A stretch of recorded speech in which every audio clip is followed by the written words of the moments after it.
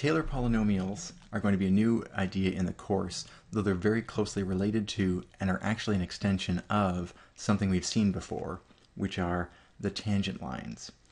So one of the applications of first derivatives, second derivatives, and third derivatives is to generate polynomial approximations to more complicated functions like sine, exponentials, functions that are not naturally polynomial. And we like to do that because polynomials are far easier to work with, especially when it comes to derivatives, than some of these more abstract functions.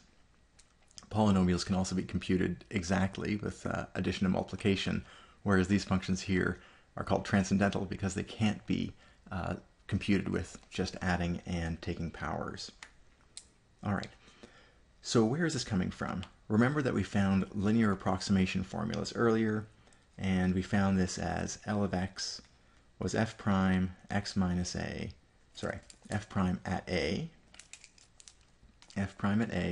times x minus a plus the value of the function at a. So we had a slope, but notice it's linear in x. And we have a slope here, and we have the point that we're going through, a f of a. So this is our straight line through the point here with a slope f prime of a. And one thing that we can call this is the Taylor approximation of degree 1. This is a polynomial. It's a really boring polynomial. It's just linear, but it still is a polynomial of degree 1. Keep that in mind as we take a look at our next idea here. Let's sketch the graph of cos of x. There we are. The cos of x around x equals 0. So the cos graph starts off high and then goes down, starts off high and then goes down. And let's add its tangent line at x equals 0. Well, x equals 0 is at the peak. So the tangent line would look, well, the peak there, the slope is actually 0. So this is L of x for cosine of x at x equals 0. That's the tangent line. Now, if we tried to say, oh yeah, the cosine graph is like its tangent line, well, okay, it is, and certainly at points close to the peak, that's true, but it's very limited. It's not a great approximation for any real decent-sized interval at all.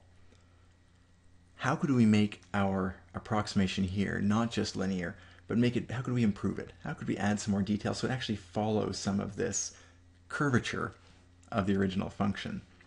And I think for most of you, using something other than linear, what's the natural extension? To use a quadratic instead of a simple linear function.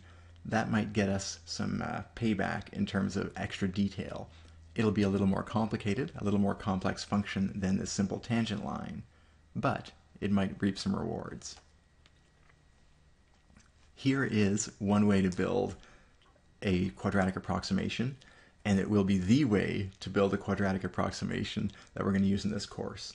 And it'll be called a Taylor polynomial of degree 2 to indicate that it's a quadratic function. I want you to look carefully at the structure here and note in particular that what we're saying here is there's a function of x that we're approximating.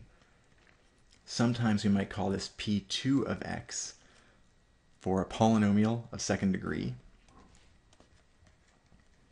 Polynomial second degree, or quadratic. And it's going to equal f of a plus f prime of a times x minus a. Wait a minute. That was just our tangent line. Or it could have been called our L of x. Or, using this notation here, it could have been called the first degree polynomial to approximation to f of x. What we're going to do is use that as a base, and then we're going to simply add on a quadratic term. We're going to add on a new quadratic term, which, not too surprisingly, is going to have x minus a as its base, just like the linear term had x minus a. This time it will be squared, though. And then we'll have a second derivative instead of a first derivative. The only perhaps surprising thing is this 2 here. We'll discuss that a bit later, but that 2 is going to be one part of the formula, and it'll come from the need when we differentiate something twice, a polynomial twice, we get 2's popping down in front. But this will be the formula we'll use for a quadratic approximation. F of a, f prime x minus a, f double prime x minus a squared over 2. Now, how do we think this is going to relate to the linear function in terms of accuracy? Well, I think if we go back to our cosine graph and we ask, well, how good is a linear approximation at that point? Or how good is our P1 of x, or L of x, or tangent line? Let's compare that to what we could do with a quadratic. Well, a parabola can probably do a pretty decent job, maybe not having quite the same arc, but it's certainly going to be better than a straight line approximation. We would expect this quadratic approximation to be a better approximation, or closer to the original graph on a longer interval than the straight line approximation. And also makes sense simply because we've added more information to the end. We have our tangent line exactly as part of our quadratic, but then we add more detail using more information from the second derivative, not just the first derivative.